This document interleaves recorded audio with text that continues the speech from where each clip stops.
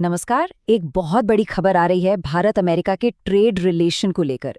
एक नई trade deal की जो शुरुआती डिटेल्स हैं वो अब सामने आ चुकी हैं और यकीन मानिए इसका असर बहुत बड़ा होने वाला है। ये डील कितनी बड़ी है? देखिए, ये भारत को सीधे सीधे $30 ट्रिलियन के एक बहुत बड़े मार्केट में एंट्री देती है। ये एक जबरदस्त मौका है। तो इस डील का सबसे बड़ा फायदा क्या है? वो है टैरिफ का कम होना। देखिए, पहले तो खतरा ये था कि अमेरिका 50% तक का टैरिफ लगा सकता था। सोचिए, 25% हमारे सामान पर और 25% पेनल्टी क्योंकि हम रूस से तेल खरीद रहे थे। लेकिन अब उस बड़े खतरे को टाल दिया गया है। इसकी जगह अब सभी इंपोर्ट्स पर एक फिक्स्ड 18% का टैरिफ लगेगा। लेकिन यहाँ एक बड़ा सवाल उठता है। ये डील पाने के लिए भारत को आखिर क्या देना पड़ा? क्या इसके लिए हमारे किसानों के हितों के साथ कोई समझौता हुआ है? चलिए, इस पूरी डील को जरा बारीकी से समझते हैं। सबसे पहले तो ये समझना होगा कि आखिर इस डील में इतनी जल्दबाजी क्यों की गई। मतलब कुछ हफ्ते पहले तक तो दोनों देशों के बीच टेंशन अपने पीक पर थी, तो फिर अचानक ऐसा क्या हुआ? आइए इसके पीछे की जियोपॉलिटिक्स को समझते हैं।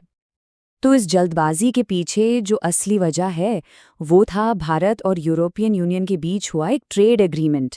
इस एक डील ने अमेरिका को फौरन एक्शन लेने पर मजबूर कर दिया। हुआ ये कि जैसे ही भारत ने यूरोपियन यूनियन के साथ अपनी दोस्ती बढ़ाई, वॉशिंगटन में खतरे की घंटी बज गई। अमेरिकी पॉलिसी मेकर्स को ये डर सताने लगा कि कहीं ऐसा न हो कि भारत का पूरा एक्सपोर्ट और सप्लाई चेन परमानेंटली यूरोप की तरफ शिफ्ट हो जाए। और बस यूरोप को ये स्ट्रेटेजिक बढ़त लेने से रोकने के लिए अमेरिका को तुरंत नेगोशिएशन टेबल पर आना ही पड़ा। तो आखिर इस डील में है क्या? चलिए, इसके लेन देन को समझते हैं।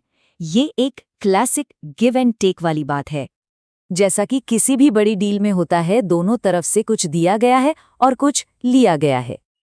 अगर हम देखें कि भारत ने क्या दिया है, तो हमने कुछ अमेरिकी इंडस्ट्रियल गुड्स और कुछ खास एग्रीकल्चरल प्रोडक्ट्स पर टैरिफ या तो कम किया है या फिर हटा दिया है।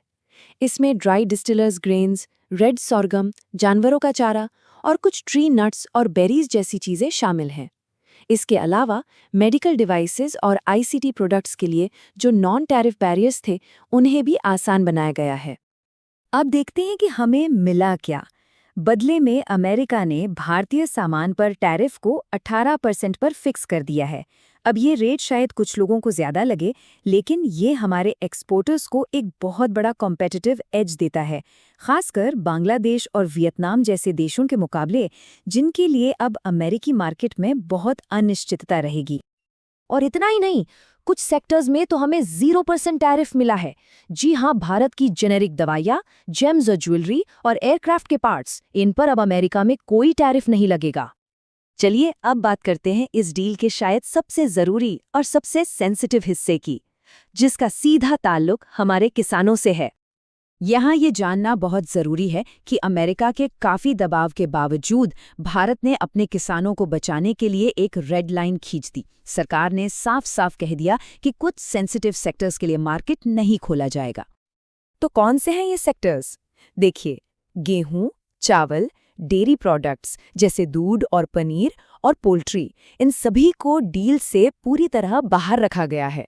इन पर टैरिफ में कोई भी कमी नहीं की गई है। इसका मकसद साफ है, हमारी फूड सिक्योरिटी को बनाए रखना और हमारे लोकल प्रोड्यूसर्स को मार्केट के झटकों से बचाना।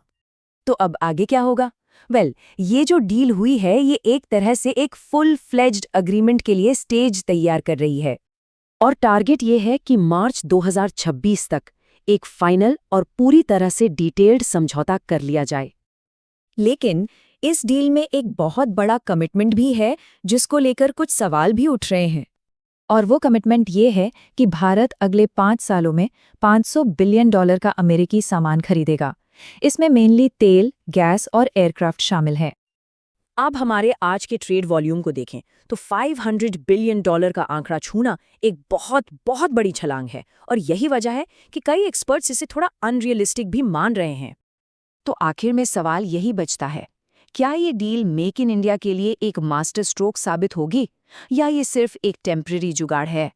ये सौदा भारत की इकोनॉमी को कहाँ ले जाएगा, ये तो खैर आने वाला वक्त ही बताएगा।